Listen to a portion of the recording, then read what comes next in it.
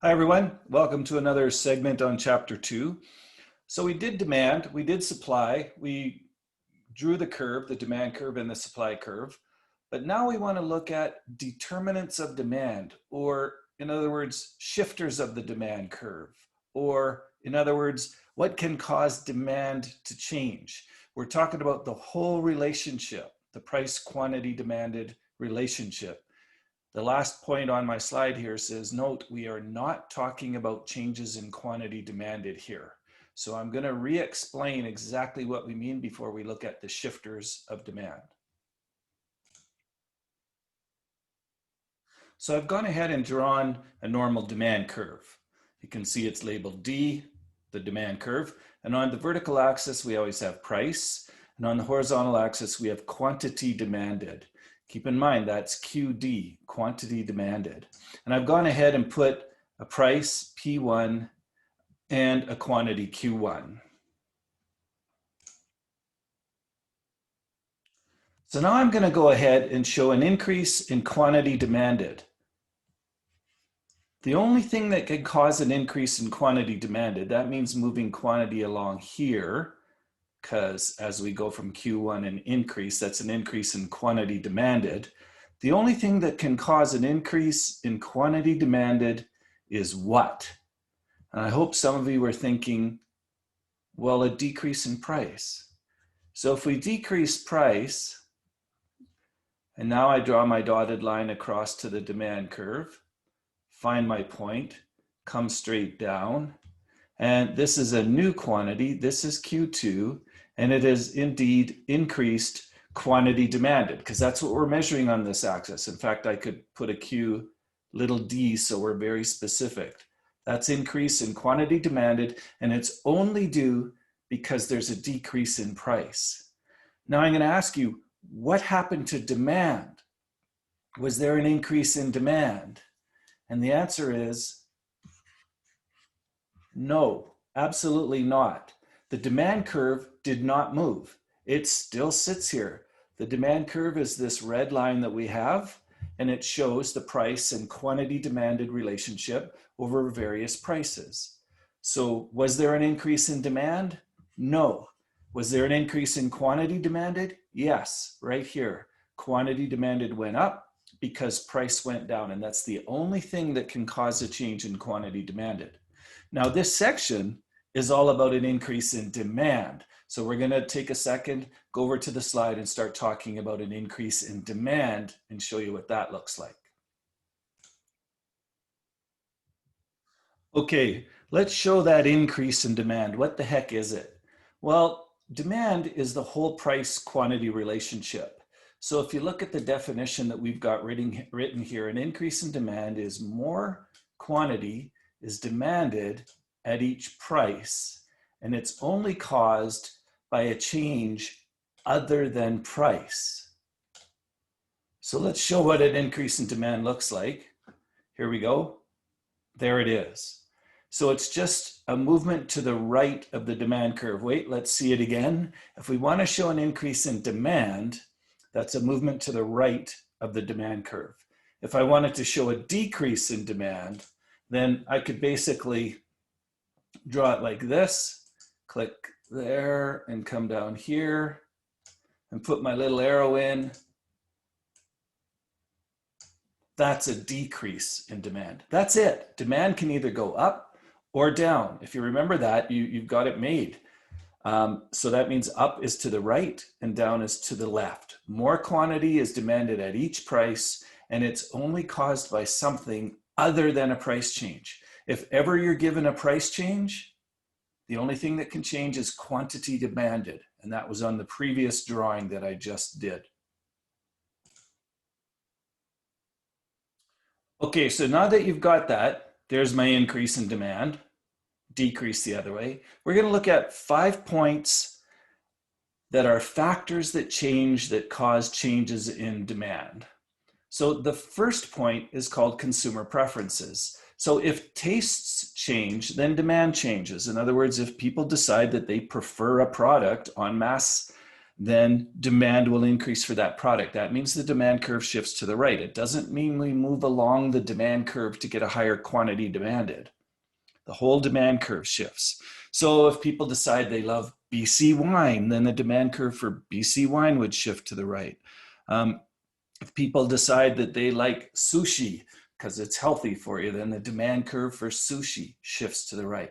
So we have to understand it this way to make sense of all our analysis and modeling to come. The second thing that can cause an increase in demand is consumer incomes. Now, most products are normal products. So when your income rises, you'll buy more of that particular good. So most products are normal products. Just think of anything that you want. Say movies. Most products, you know, if you have a big increase in income, or meals out. If you have a big increase in income, you'll probably go eat out more often. We also have something called inferior products, where people will buy more of them when your income falls and less when your income rises. So that seems a bit weird, but in class, I'm going to ask you to come up with some examples, but you can think of things like low quality meats or pastas. When my income goes up, I'll buy less of those things. But if my income falls, like right now in the current state of the economy in Canada and around the world, I'll probably buy more low quality products. So understand that subtle difference between those two. And the third category is price of related products. So products are related if a change in the price of one product causes a change in demand for the other. Notice I keep saying demand and not quantity demanded. They're very different things. So two types of related products, substitutes and complements. We'll go a little bit further and explain what they are, but the idea is we look at a price change of one of these products, but then what we're really doing is examining how demand changes of the other product. So let's take a look at that in the next slide. So substitute products. Well, they're similar products. So price of related products, a substitute product, if they're a similar product, they can be substituted for each other. So think of substitute products. I mean, the most common boring example that I don't ever want anyone to use on an exam is Coke and Pepsi. So if all of a sudden the price of Coke were to double, what would happen to the demand for Pepsi? That whole demand curve for Pepsi would shift to the right. It would increase. So the increase in price of one product causes an increased demand for the other product. So that's a positive relationship, and that just means they're substitutes. So let's look at the other category. I'll just clear this. That's complement products. So a complement product is a product that tends to be bought together. And the definition is the increase in price of one of these products causes a decrease in the demand for the related product because you buy them together. So I use the boring old example that I want anyone never to use in an exam. I won't give you marks for it. And that's skis and ski boots. Generally, new purchases of skis are usually accommodated with new purchases of ski boots because you buy them and use them together. So if the price of skis goes up, you'll buy less skis. A whole country will buy less skis, and therefore they'll demand less ski boots. So again, it's a bit tricky because you look at the price change of one product, but you want to see what happens to the demand for the other product. So that's substitute and complementary goods. The fourth category is expectations of future prices, income, and availability. The key word is expectations. So we're sitting in the economy now, and if prices are expected to rise in the future, hey, you know what? We might want to buy more of the product now. So the demand will increase for the product now because we're expecting prices to rise in the future. So that demand curve will shift to the right. Or if your incomes are expected to increase, then maybe you're interested in buying more of a product now because you're thinking, well, my income's going to go up. So the demand will increase for the product now. A good example of that might be you're looking at new small cars the new small car market. And all of you, when you're about to graduate from SAIT and land a really good job a couple of years down the road, then your demand for a new car might increase before you graduate from SAIT because your income is expected to rise.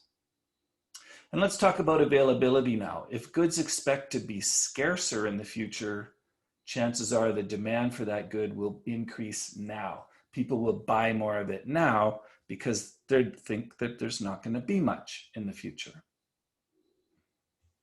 Okay, so the fifth category is population size or income in a country or age distribution. So increases in population, that makes sense. That'll cause an increase in demand. Increases in income, that makes sense. It's just like expected increases in income. Actual increases in income will probably cause an increase in demand.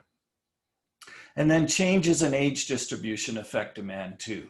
For example, if we're looking at the construction or the demand for seniors' homes, well, if you're going to a particular city where there's an aging population, like say Victoria in British Columbia, or nice little towns in Alberta, the demand for retirement homes will be growing as the age distribution gets older.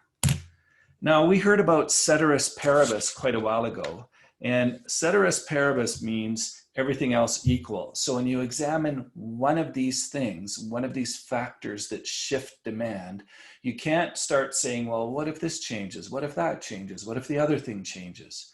Of course, those will all affect it too, but we have to isolate each one individually at a time to make sense of it, and then we'll shift our demand curve and do our analysis from there. So I hope that made sense. Okay, so let's do a quick example. I'll ask you to help me with this one when we do it in class, but it says the above market is for pretzels. So that's the first thing we have to keep in mind. The market is pretzels. And we've got prices and demand 1, prices and demand 2. So we've got 2 demand curves here. The question says, what might have happened to the price of a complementary product, like beer, to cause the demand for pretzels to change? Okay, so they're saying beer and pretzels are complements. That means we buy or consume them together. So you could just picture someone sitting in the bar, having a beer, and they're eating pretzels with the beer. So we're assuming that pretzels and beer have to be consumed together for this example. So then it says, what would have happened to the price of a complementary product? What would have happened to the price of beer to cause the demand curve for pretzels to change? Well, which way did the demand curve for pretzels change? Up or down? Did it shift to the right or left? Well, this is all we know here. It went from 10,000 to 11,000 for a price of 2. For a price of 3, it went from 9,600 to 10,600. And for a price of 4, it went from 9,200 to 10,200. So the demand for pretzels changed. It increased. So I'll put a little arrow up. So if the demand for pretzels increased and we consume beer and pretzels together because they're complements, that means the price of beer had to have gone up or down. If the demand for pretzels rises, it means we're buying more. And if we're buying more beer too, that means the price of beer went down to cause the demand for pretzels to increase. So price of beer fell is the answer to that one. Let me just erase this so we can see the answer. What might have happened to the price of a substitute product like nuts? Okay, so the demand for beer went up, the demand for pretzels went up. What must have happened to the price of a substitute product like nuts or peanuts? So what you have to think of is, if I am the owner of a bar, I can buy peanuts or pretzels and I can put them on the bar for people to eat, or they'll buy them. So peanuts or pretzels. And I know the demand for pretzels went up. So that means we're buying more pretzels, buying less nuts, because the price of nuts must have gone up. Okay, so make sure you see that. The price of nuts rose, so that could cause the demand for pretzels to increase. So we'll take a pause here. We'll end this segment and we'll start up a next one on going through the adjustments to an increase in demand or a decrease in demand. And you'll be pleased to know there's only ever two. Demand can either go up or down. And we'll see you when you get there.